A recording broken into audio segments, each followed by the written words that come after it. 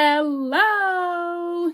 Welcome back to Sarah's Rhythm. I am Sarah, and tonight we are going to discuss Taylor Swift's new album, Midnights, released last year in October. Now, my initial thoughts on the album were positive. I like this album. I like it. It's not my favorite Taylor Swift album, but it has grown on me. I like it. The lyrical content on this album is really good. And of course, we all know that Taylor Swift is a really great storyteller with her songwriting.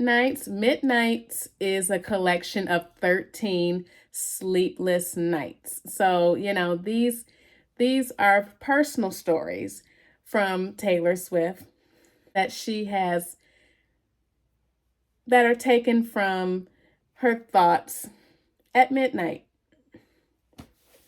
of old relationships and some of her personal feelings. Really great project. Now the first track, Lavender Haze. This is my favorite song from Midnights.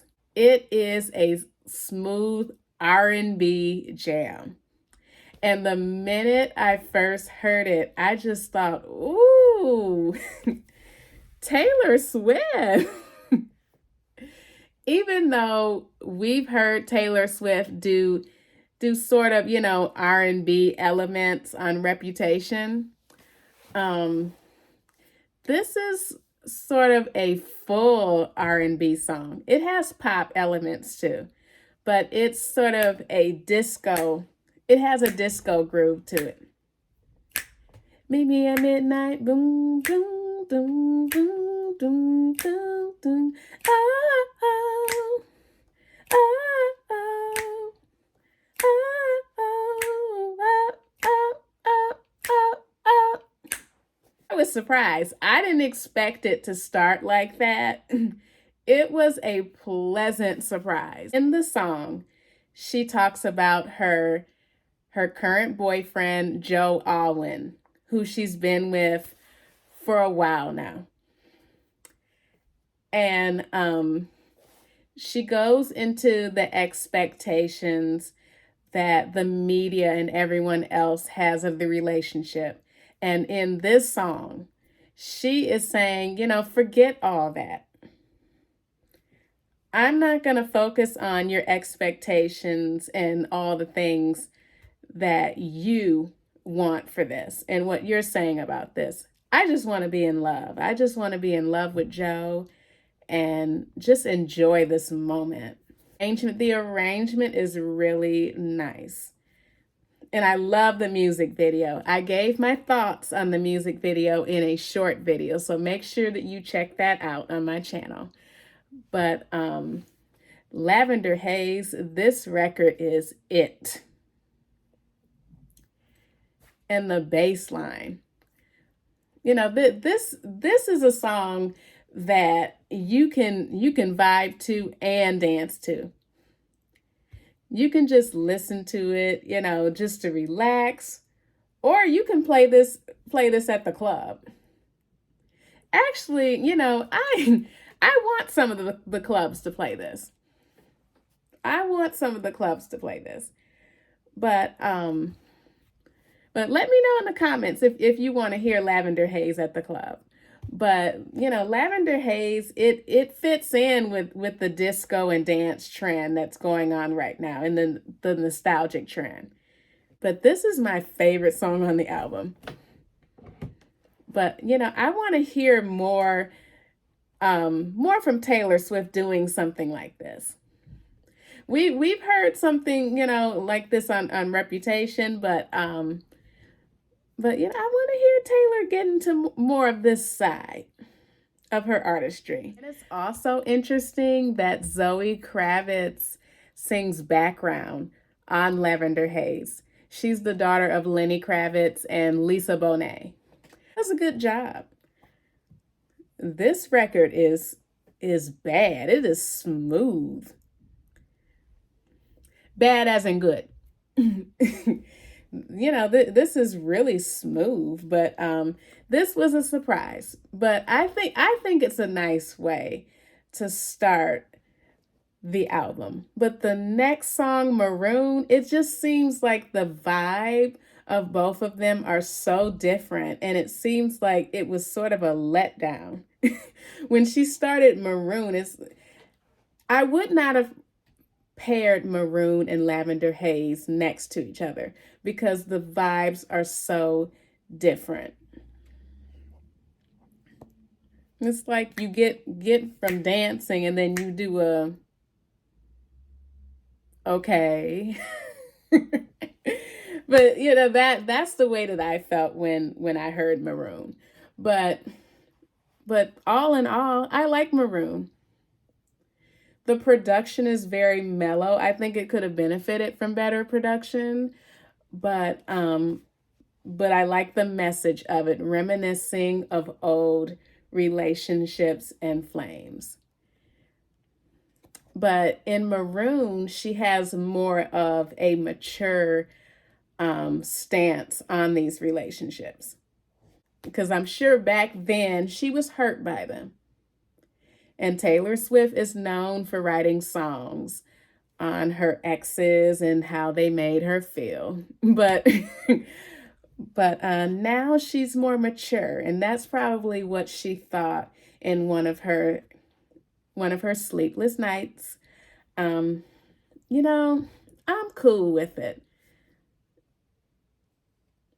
It left a big legacy. That's a real legacy to leave, what she says at the end. But Taylor is known for putting a lot of Easter eggs in her songs.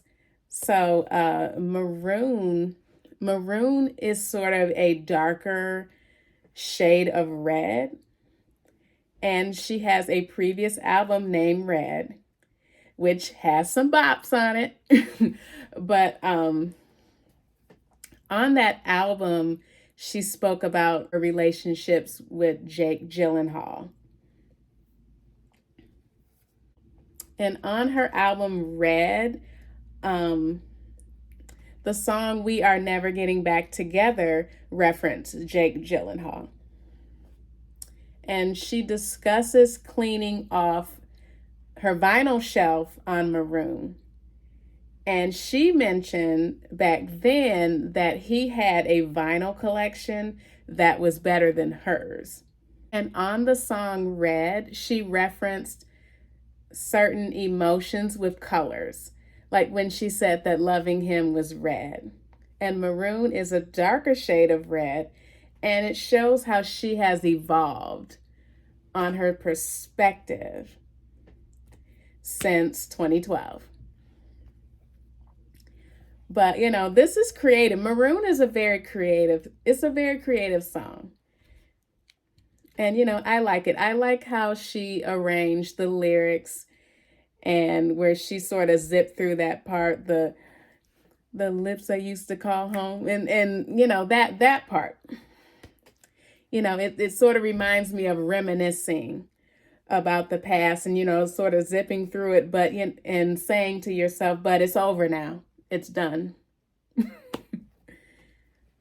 It's rumored that the part where she splashed, where the wine was splashed on her dress, it's rumored that that part is referencing Harry Styles, because she mentioned that as well on 1989.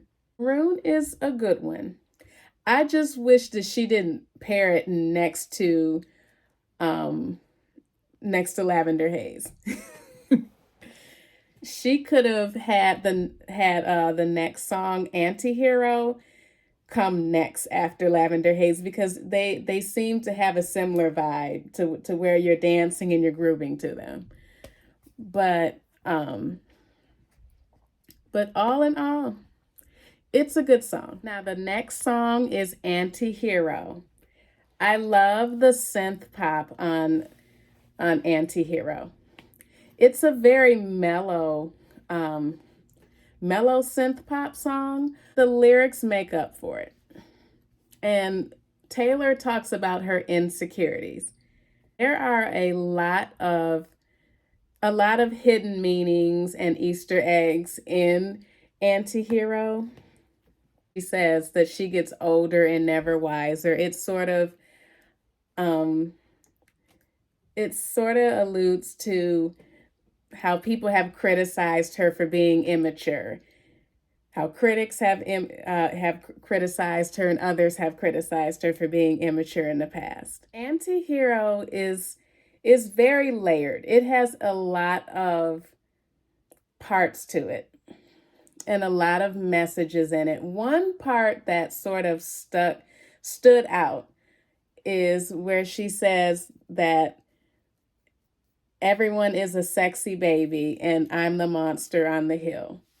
She sort of alludes to, the perceptions of what women are supposed to be.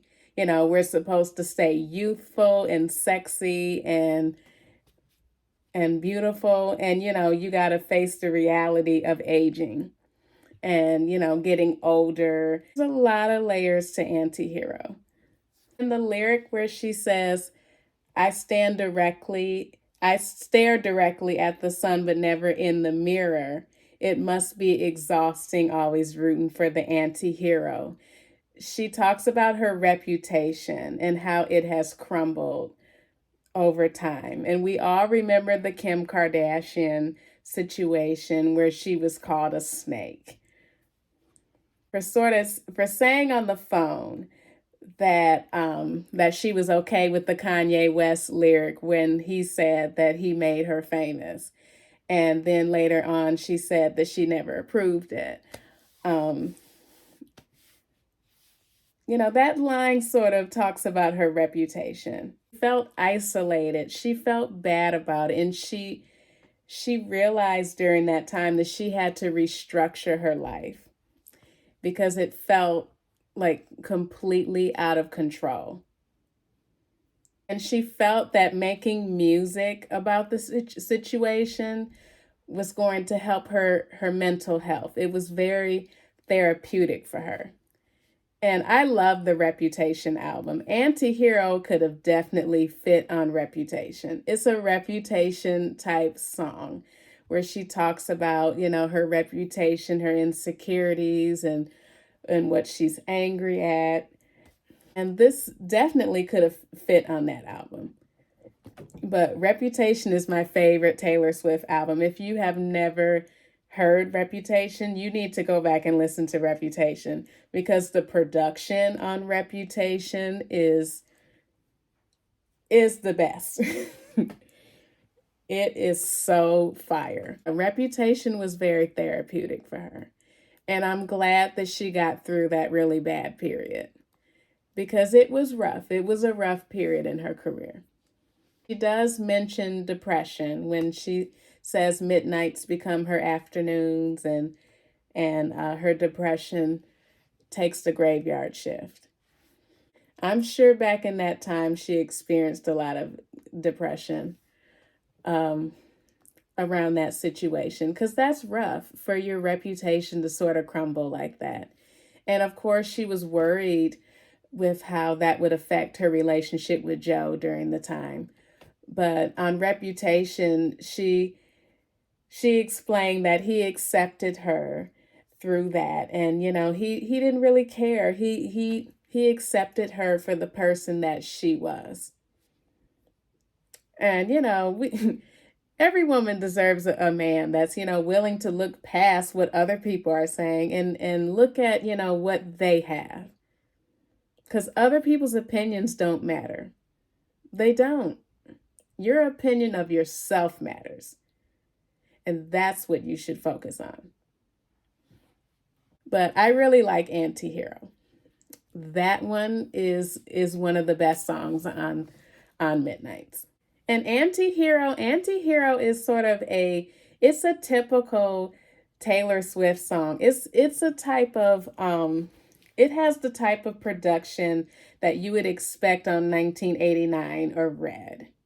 Because immediately when I heard this, This is something that could have fit on 1989 or Red production wise, but lyrics wise, it could have been on Reputation. But Midnight's does a really good job at capturing all of the well-known Taylor Swift sounds. You get a little bit of 1989, a little bit of Reputation, a little bit of Red, a little bit of, that folklore and Evermore type of sound that you get on Sweet Nothing. It does a great job of that. But that's Antihero. With Snow on the Beach, Taylor thought she was slick on this one. She thought she was slick on this one. She said that it features Lana Del Rey. It does not feature Lana Del Rey. A feature is when two artists do a duet. Is this a duet? This is not a duet. This is just Lana Del Rey singing background vocals. There's no back and forth on this record. Even though I love it. Snow on the beach, we're fucking beautiful. Flying in a dream, stars by the pocketful. I like that. I like the lyrics. The production is boring, but the production is boring, but I like the lyrics.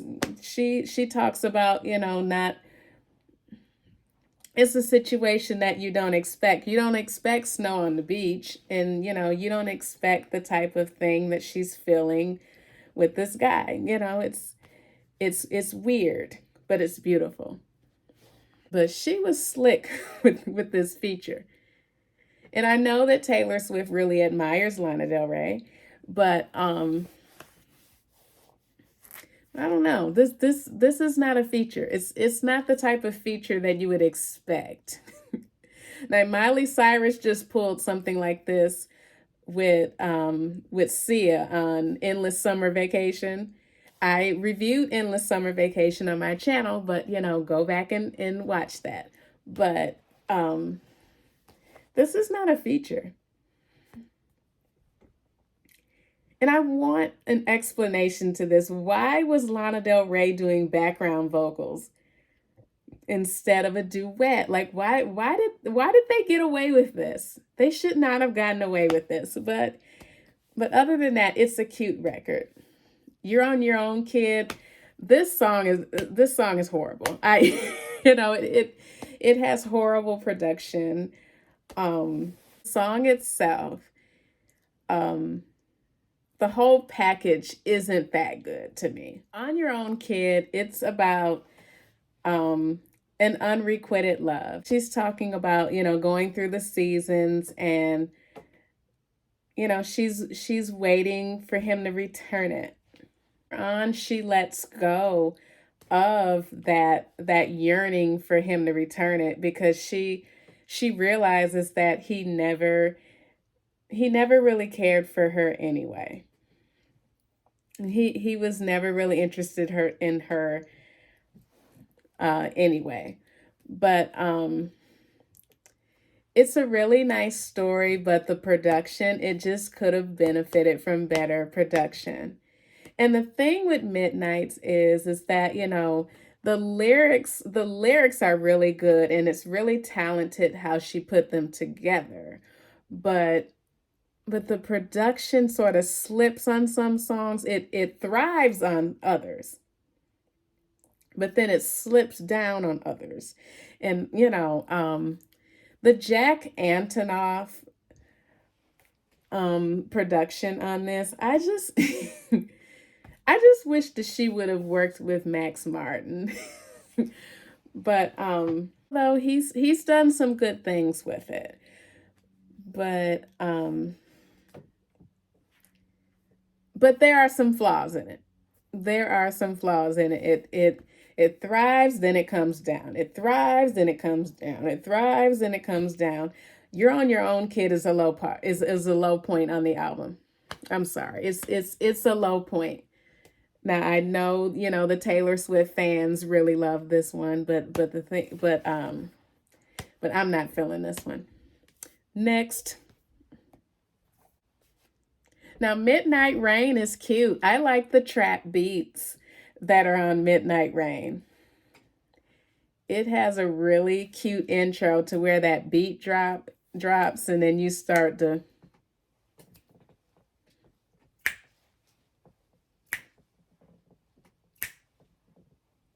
But Midnight Rain is a song that you just blast in your car. It's a vibey record, and you're driving down the street. That's the one that you blast. That's the car ride record. Now, both Midnight Rain and the next song, Question, you can dance to those, but they both have similar vibes. It it almost sounds like one long song. I have found myself dancing to both of these records. But it's rumored that Question is about Harry Styles when she says, we kissed in a crowded room and every single one of your friends are making fun of you. It sort of goes back to when they kissed on New Year's Eve. In 2013, her and Harry Styles had a kiss at the Dick Clark's Rockin' Eve show back when they were dating. Of course, the relationship didn't last.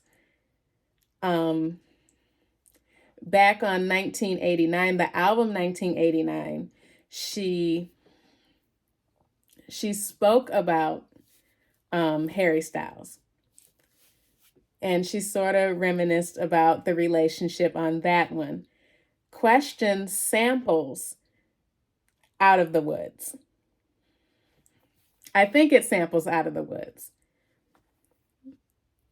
And in this one, she's sort of talking about the fact that he's now with Olivia Wilde. And in Question, she's sort of asking, does your relationship with Olivia Wilde, does it compare to what we had? It seems like she's sort of making comparisons. She's comparing her to what they had together. But it seems like on a lot of the tracks on Midnight, she's doing a lot of reminiscing, but I hope in the future she's able to to move on from these experiences. I'm sure she has, because she's in a really good relationship now. But it took her a lot of mistakes and a lot of experiences to get to this point. And we sort of see that on a lot of these songs. But Question it's the Harry Styles song. Vigilante Shit. So Vigilante Shit is the next song. I think this song sounds a lot like Billie Eilish. It gives vibes of Billie Eilish or Lorde, the singer Lorde. But I like this record. It's a dance song, and she's sort of reminiscing or thinking about the situation with Scooter Braun. And if you're not familiar with the Scooter Braun situation, she used to be a part of a record label when she first got signed. She was first signed to a record label called Big Machine Records. And when she signed a contract with Big Machine Records, she signed a contract to do 6 albums, and she gave them the rights to these first 6 albums, so she didn't own the masters to them. And then later on, Scooter Braun acquired Big Machine and all of its recorded music assets. So she was never able to back at gain back access or gain access to her music catalog.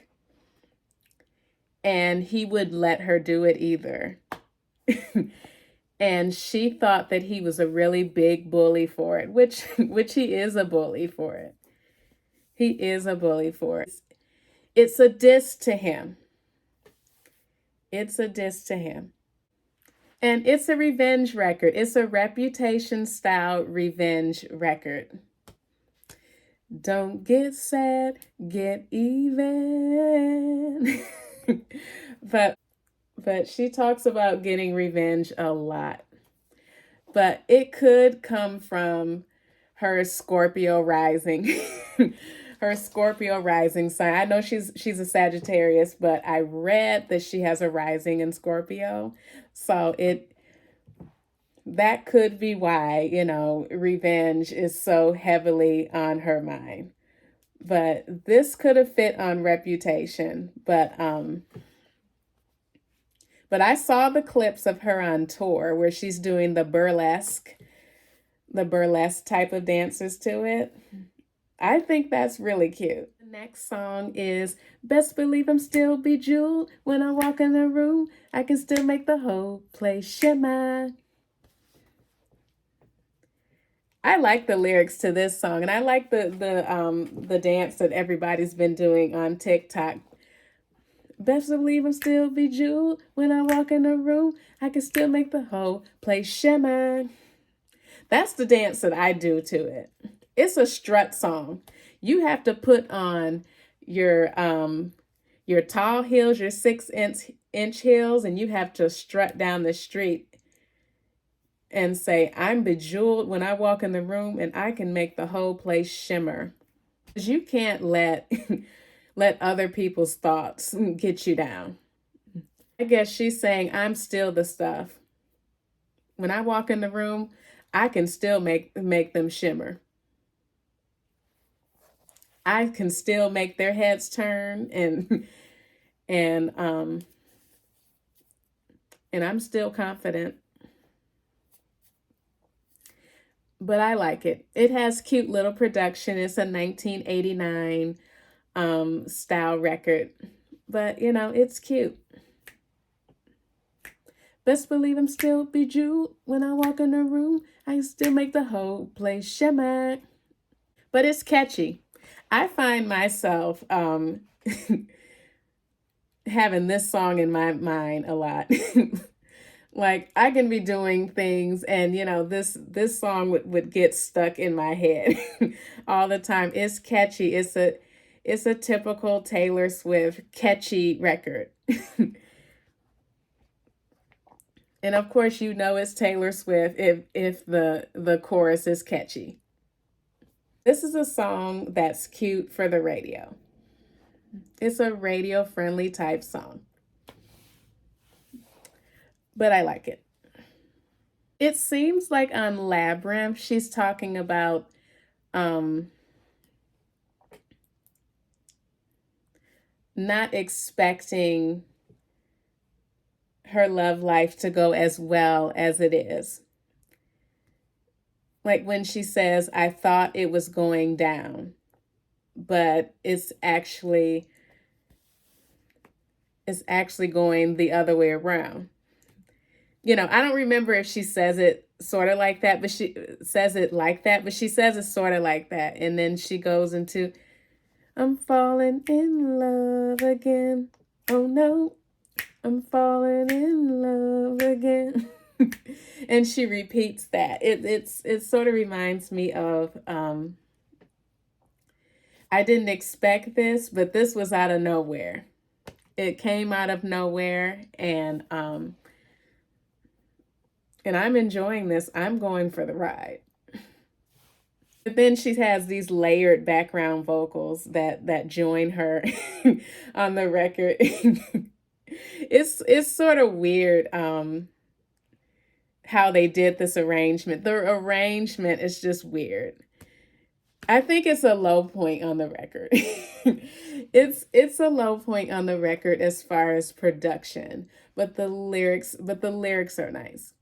But that's what I took from it. It's not my favorite. It's a low point. This next song, Karma is one of my favorite songs. This song this song is a hustle type song. And if you've ever been to, well, I'm sure everybody has been to parties where there's been dancing and group dancing, or gone to clubs, or seen the show Soul Train, or anything like that. This is a song that you would play for a hustle. Karma is my boyfriend. Karma is a god. Karma is the breeze in my hair on the weekend. Karma's a relaxing thought. It's it's that. Think of the Stevie Wonder hustle to this song. But I love that 70s synth production on this. And of course I love what it's saying. Karma's going to track you down. Just think about what you're doing, because when you do mean things to people, it always comes back to you. And there is a verse in the Bible that says you reap what you sow. And that's the biblical version of karma. But they mean the same thing. Whatever you do, if you do mean things to people, it's going to come back to you. And she says, karma is my boyfriend. Karma is a god. Karma is the breeze in my hair on the weekend. Karma's a relaxing thought. And it is a relaxing thought, because it's relaxing knowing that when you mistreat a person, they're going to get it back anyway. They're going to reap what they sow. You're going to reap what you sow. I don't have to worry about getting even. What am I getting even for? I don't get even with people. I just just feel, well, you'll reap what you sow. Karma will get you. And it is a relaxing thought. It's the thought that, don't worry about it. It's going to come back to bite you. Has had some bad situations where people have been mean or done things and it just comes right back around. But the message, I think this is my number 2 on the album, other than Dear Reader on the deluxe edition, the 3 a.m. tracks. But Dear Reader is probably number 3, but Karma is number 2. And I just love the dance. You wouldn't know what I mean. Karma is a boyfriend. Karma is a god. Karma is the breeze in my hair on the weekend. I just love Karma. I just love Karma, but it is a very high point on this record. Sweet Nothing sounds very childish. It sounds really childish. It sounds like it should be in a children's nursery rhyme. And I said earlier that it sounds like maybe Folklore and Evermore, but forget that. This sounds like a children's a children's show or a children's movie, like a Nick Jr. or a Playhouse Disney type of record. And it's not my cup of tea. But I know some of you like it. So, if you guys like it, that's fine. But, Sweet Nothing is just not a favorite of mine. It's just childish. And Mastermind is the last song on the standard edition. Of course, I'm reviewing the standard edition, not the 3 a.m. tracks. But In the future, maybe in the future, I'll review the 3 a.m. tracks. But Mastermind. This one is an interesting song. Bland production, but but I like what it's saying. All the things that we went through. I like to think that I'm the mastermind, that this was all a part of the plan. Um, and it reminds me of the fact that, sometimes you do have to go through hardships to get to the breakthrough. Because she has gone through some bad relationships, to get to the good point that she's at in her life now. And I'm happy for her. I'm happy that she's in a really good place. I'm happy that she's in a good place. She has been through a lot of men. And of course the media has talked about this for years on Taylor Swift, that she dates a lot of people. Well, in the past she has dated a lot of people, but it's sort of got her to the point that she's at now, to where she's in a happy place. She learned from those mistakes, and she knows what to look for and what not to do this time. I'm the mastermind. I'm behind it. This was all a part of the plan. Other than the production on that record, lyrically, this is one of the high points. This is a high point. But that's Midnight's. My final thoughts. It's not my favorite Taylor Swift album by far. It is not. Reputation still holds that spot. But Midnight's is a good album.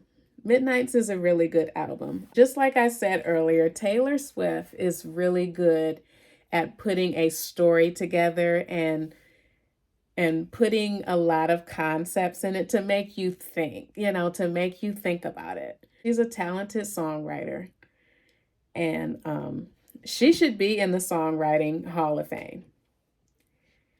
If she's not already in it, she should be there one day.